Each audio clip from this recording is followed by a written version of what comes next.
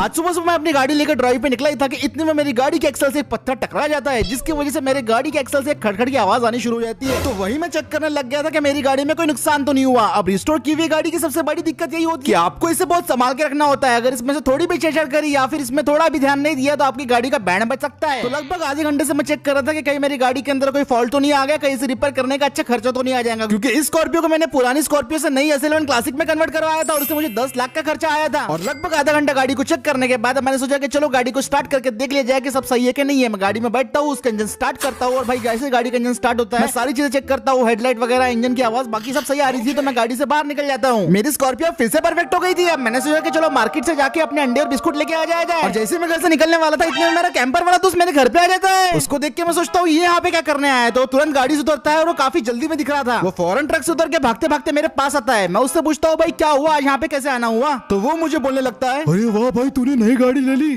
तेरे पास तो बहुत ही पैसा आ गया यार। अच्छा छोड़, मैं तेरे को बताना आया, वो तेरे को मालूम है ना अपना दोस्त चिरकुट। मैंने उससे बोला वो हाइलक्स वाला चिरकुट का जिसको मैंने पिछली बार अपनी ऑल्टो से हरा दिया था। वही वो तेरे से एक और बार रेस करना चाहता है और तेरे से नहीं सभी लोगों से रेस करना चाहता है। मैंने सोचा यार पिछली बार तो मैंने उस बंदे को ऑल्टो से हरा दिया था, लेकिन अब मेरे पास स्कॉर्पियो क्लासिक थी तो मैं अब तो पक्का जीत सकता था। तो मैं चैलेंज के लिए हाँ कर देता हूँ। और मेरा दोस्त फोन लगा के बोलता है सबको कि हाँ भाई उसने हाँ बोल दिया, वो भी आ रहा है। अब मुझे अंडे और बिस्कुट लाने का प्लान कैंसिल करना पड़ा। चल भाई अभी अपने को निकलना पड़ेगा, रेस की लोकेशन काफी दूर है, चल जल्दी आ चल। आज इसकी फुर्ती को देख के लग रहा था कि यही रेस जीतने वाला है, लेकिन फिर भी इसकी बात मानते हुए मैं अपनी गाड़ी में बैठ जाता हूँ और अपनी गाड़ी का इंजन स्टार्ट करते हैं। और मेरा कैंपर वाला दोस्त मुझे उसके पीछे पीछे आने को बोलता है क्योंकि मुझे रेस की लोकेशन नहीं मालूम थी। तो मैं अपनी गाड़ी उसके पीछे पीछे लेके जाता हूँ और फिर हम निकल पड़ते हैं लोकेशन की तरफ। अब मेरी स्कॉर्पियो काफी ज्यादा अच्छी चल रही थी, इसमें से जो खड़खड़ की आवाज थी सुबह आ रही थी अब वो नहीं आ रही थी। और ये सुन के मैं काफी रिलैक्स हो गया था क्योंकि खड़खड़ की आवाज मुझे काफी ज्यादा इरिटेट कर रही थी। और अब मेरा पूरा ध्यान था आज की रेस जीतने की तरफ, क्योंकि उस चिरकुट को मेरे को सबक सिखाना था। हम दोनों ने एक बार एक दूसरे को हराया है और आज की रेस का फैसला करेंगे कि किसमें कितना आने वाले थे। ये एक ऑफ रोड रेस होने वाली थी, इसलिए सिटी से काफी दूर ये लोकेशन थी। और जैसे जैसे हम लोकेशन के करीब आने लगे मुझे हल्की फुल्की घबराहट शुरू हो गई, क्योंकि पता है मैंने आज तक ऐसे ऑफ रोड रेस कभी नहीं की थी, वो भी इतनी भारी लोकेशन पे। मुझे डर तो इस बात का था कि मेरी रिस्टोर की हुई स्कॉर्पियो इस रेस में टिक भी पाएंगी या फिर नहीं। और यही सब सोचते सोचते हम फाइनली लोकेशन पे पहुंच जाते हैं और लोकेशन काफी ज्यादा वाइल्ड थी। यहाँ की इतनी भयंकर लोकेशन रेस की देख के मैं सदमे में आ गया था, लेकिन मेरा सदमा और बढ़ जाता है जब मैं अपने और दो दोस्तों को देखता हूँ। मेरा थार वाला दोस्त अब बुलेरो वाला दोस्त बन चुका था और फॉर्च्यूनर वाला दोस्त स्कॉर्पियो एन वाला बन चुका था। अब इन लोगों ने रेस के लिए नवी नवी गाड़ियां उठा ली थी और मैं यहाँ पे अपनी रिस्टोर की हुई स्कॉर्पियो लेके आ गया था, जिसलिए मैंने सर पकड़ लिया अपना। और मेरे बुलेरो वाले दोस्त ने तो अपने बुलेरो को बम्बल भी बना के रखा था और उसके ऊपर चक्के बुगाटी के थे, जिसको देख के मैं और सदमे में आ गया। भाई तो काफी परेशान दिख रहा है,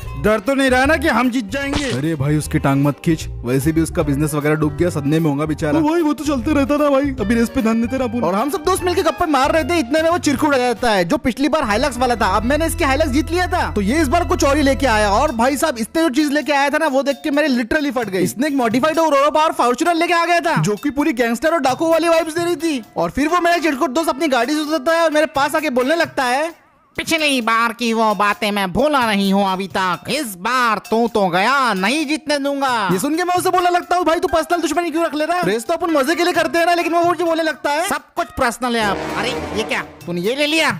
अच्छा, अरे आज तो तेरा हारना पक्का रे, मेरी फॉर्च्यूनर जीतने वाली है आज। अरे भाई ये सिर्फ एक रेस है, रेस को मजे की तरह खेलो ना। अगर बात पर्सनल है तो मैं भी इसकी जान ले लूंगा। अरे बस करो, चलो मैं तुमको ट्रैक समझा देता हूँ। ट्रैक कुछ ऐसा है कि तुमको यहाँ से जाना है, वहाँ से जाने का है, वहाँ से जाने का है। और फिर 15 मिनट तक ट्रैक समझने के बाद हम रेस के लिए तैयार थे। अब थोड़ी देर में हमारी रेस शुरू होने वाली थी। हम सभी लोग स्टार्टिंग लाइन पे आ गए थे और अपनी गाड़ी में बैठ के तैयार थे। कोई इस रेस में सिर्फ मजे करने के लिए आया था, जबकि कोई इस रेस को जीतने के लिए कुछ भी कर सकता था। कोई बस यहाँ पे अपने दोस्त का साथ देने के लिए आया था, जबकि कोई अपनी बेइज्जती का बदला लेने के लिए आया था। और मैं सोच रहा था कि मेरी गाड़ी यहाँ पे टिक भी पाएंगे कि नहीं इस ट्रैक पे। और इंजन चालू होने के बाद हमारी रेस शुरू होती है और जैसा एक्सपेक्ट किया था बिल्कुल वैसे ही होता है। रेस की शुरुआत में एकदम से भसड़ मच जाती है और सबके सब आगे निकलने के लिए एक दूसरे के पीछे पड़े हुए थे। मैं फुल पावर में अपनी स्कॉर्पियो को भगाया जा रहा था। शुरुआत में बुलेरो और बुलेरो कैंपर काफी ज्यादा आगे निकल जाते हैं, पर थोड़ी देर बाद अचानक से फॉर्च्यूनर वाला सबको ओवरटेक करने लगता है। पहले के मुकाबले उसकी पावर काफी जबरदस्त दिखाई दे रही थी और फिर सामने इंटरसेक्शन आता है जिसकी वजह से हम दो ग्रुपों में बच जाते हैं। मेरे सामने और पीछे दोनों बुलेरो थी और उनसे बच के निकलने के लिए मैं आगे जाने की भरपूर कोशिश कर रहा था, लेकिन बुलेरो मुझे आगे जाने नहीं दे रही थी। हमारा बुलेरो वाला भाई इस रेस को लीड कर रहा था, सेकंड नंबर पे मैं था, पर पीछे से स्कॉर्पियो एंड फॉर्च्यूनर की भारी टक्कर चल रही थी। और फिर उसके बाद फॉर्च्यूनर वाला चिरकुट पहले तो स्कॉर्पियो को ओवरटेक करता है और उसके बाद वो ओवरटेक कर देता है कैंपर को,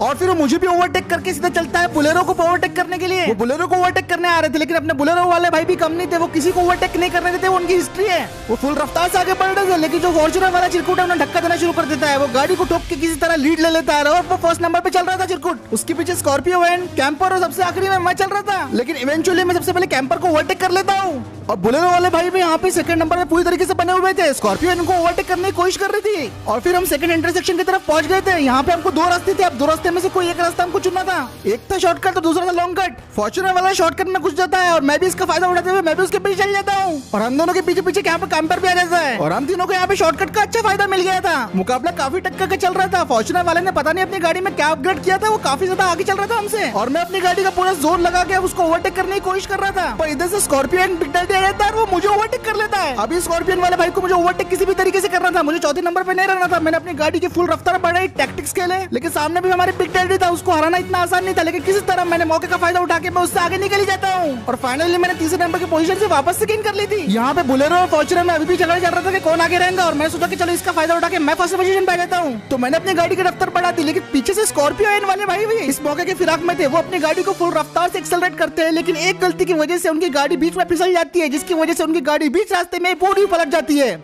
और मैं उनसे टकराने से बाल बाल बचता हूँ। उनको कुछ हुआ तो नहीं था, लेकिन वो रेस में बहुत पीछे हो गए थे 5वें नंबर पे। अब रास्ता मेरे लिए साफ था, मुझे सबसे पहले तो ये बोलेरो को ओवरटेक करने का है। मैं अपनी पूरी टैक्टिक्स लगाता हूँ, जितने मैंने ड्राइविंग स्किल सीखे हैं सब कुछ अपने आजमा लेता हूँ और अब बस मैं एक सही मौके की तलाश में था जो कि मुझे मिल भी जाता है। मैं एक झाड़ू की तरफ से ओवरटेक कर लेता हूँ और अब मैं सेकंड नंबर पे आ गया था और बोलेरो वाला भाई थर्ड पे। अब बस मुझे फॉर्च्यूनर वाले चिरकुट भाई को ओवरटेक करना था। मैं उसे ओवरटेक करने की हर एक पूरी कोशिश करता हूँ, लेकिन ये भी काफी सिद्धि था, इतनी आसानी से अपनी पोजीशन नहीं छोड़ने वाला था ये। और ये मेरे दिमाग को झांसा देके मेरी गाड़ी को साइड में क्रैश करवा देता है। इसकी ये हरकत की वजह से बोलेरो वाला सेकंड नंबर पे आ गया था और अब मुझे फिर से इन दोनों को पीछे करना पड़ेगा। जल्दी अभी रेस खत्म होने का मोमेंट भी आ गया था और मुझे किसी भी तरह फॉर्च्यूनर वाले को और बोलेरो दोनों को ओवरटेक करना था। फॉर्च्यूनर वाला तो बहुत ही आगे भाग गया था मेरे, क्योंकि भाई बीच में मैं रुक गया था और मैं सोचता हूँ कि भाई अब मैं क्या करूँ ऐसा कि इसके आगे निकल जाऊँ। मैं हर मुमकिन कोशिश करने के बाद भी जब मुझे सोल्यूशन नहीं मिलता तो तब मेरी नजर जाती है सामने एक रास्ते पे और उस रास्ते को देख के मैं समझ गया था यही रास्ता मुझे जिता सकता है, क्योंकि ये था एक बहुत बड़ा रैंप जो नदी के पार होकर जाता था। नीचे पूरी खाई थी और अगर इसमें से मैं जंप मार लेता हूँ तो शायद मैं उन लोगों के आगे निकल जाऊँ, पर इसमें काफी खतरा भी था क्योंकि अगर जंप सक्सेसफुल नहीं होती तो मैं सीधा खाई में गिरता। पर जीतना मेरे लिए अभी ज्यादा जरूरी था। मैं फुल रफ्तार से अपनी गाड़ी को एक्सेलरेट कर देता हूँ और उस जगह की तरफ मोड़ देता हूँ। अब वो सड़क की तरफ मैं बढ़े जा रहा था और अपनी फुल रफ्तार से पूरी स्कॉर्पियो को भगाया जा रहा था और लगभग 120 किलोमीटर प्रति घंटे की रफ्तार से मैं अपनी गाड़ी को जंप करवा देता हूँ। मेरी गाड़ी लगभग कुछ सेकंड तक हवा में रहती है और वो भाई काफी डरावना एक्सपीरियंस था मेरे लिए। मुझे लगा कि हो पाएगा कि नहीं, लेकिन वो फाइनली सक्सेसफुली हो जाता है एंड बूम, मैं बोलेरो को ओवरटेक करके सीधा फॉर्च्यूनर के पास रहता हूँ जो कि बहुत ही नजदीक थी और ये रेस का आखिरी पड़ाव था। रेस खत्म होने को लगभग सिर्फ 1 मिनट से भी कम समय बचा था। उसका आधा कॉन्फिडेंस तो इस बात से टूट गया था कि मैं उसके पीछे आ गया तो मैं अपनी गाड़ी को फिर से फुल रफ्तार से उसकी तरफ लेके जाता हूँ और मैं उसके आगे निकलने वाला था, लेकिन उसके अंदर भी बड़ा कीड़ा था और उतने आसानी से मुझे नहीं निकलने देता आगे। वो मेरी गाड़ी को टक्कर मारना शुरू कर देता है, लेकिन मैं भी किसी तरह अपनी गाड़ी को बचा लेता हूँ और सक्सेसफुली मैं उससे आगे निकल जाता हूँ और अब मैं फर्स्ट पोजीशन गेन कर लेता हूँ और फाइनली मैं इस रेस को लीड कर रहा था। रेस खत्म होने में लगभग 30 सेकंड बचे हुए थे और मैं किसी तरह अपनी गाड़ी को फुल रफ्तार से भगाने लगता हूँ। अब सब सही चल रहा था, लेकिन इतने में क्या होता है कि मेरी गाड़ी में फिर से खड़खड़ की आवाज आनी शुरू हो जाती है और मेरी गाड़ी से काफी धुआं भी निकलना शुरू हो गया था। भाई मैं किसी तरह अपनी गाड़ी को फुल रफ्तार से भगाना शुरू कर देता हूँ। भाई खड़खड़ की आवाज के साथ ही मैं फिनिश लाइन क्रॉस कर लेता हूँ और फाइनली मैं इस रेस को जीत गया था। ये थी मेरी दूसरी रेस जो इन लोगों के अगेंस्ट मैं जीत चुका हूँ और फाइनली मैंने अपनी रेस जीत ली। सब लोग काफी ज्यादा हैरान, परेशान और शॉक थे क्योंकि भाई मैंने फिर से इस रेस को जीता और जो मैंने स्टंट किया बीच में वो काफी ज्यादा डेंजरस था। मतलब मैंने खुद नहीं सोचा था कि मैं स्कॉर्पियो से वो स्टंट कर पाऊंगा करके। और फिर फाइनली रेस खत्म होने के बाद सारे दोस्त मेरे वाहवाही कर रहे थे सिर्फ एक बंदे को छोड़ के, और आपको पता है वो कौन था? वो था चिरकुट। वो अभी भी खुश नहीं था, उसको लग रहा था कि भाई मैंने चीटिंग किया, मुझे जंप नहीं करना चाहिए था। लेकिन भाई बाकी सभी लोग मेरा वो स्टंट देख के भी बहुत खुश थे और रेस में 2-2 बार जीता इसलिए भी ज्यादा खुश थे वो। तो फिर बस फिर आज का वीडियो यही खत्म करते हैं। उम्मीद है आज का वीडियो आपको पसंद आया होगा। अगर आपको वीडियो पसंद आया तो वीडियो को लाइक कर दो, शेयर कर दो, चैनल को पहली बार देख रहे हो तो सब्सक्राइब कर दो और मैं मिलता हूं आपसे अगले वीडियो में दोस्तों।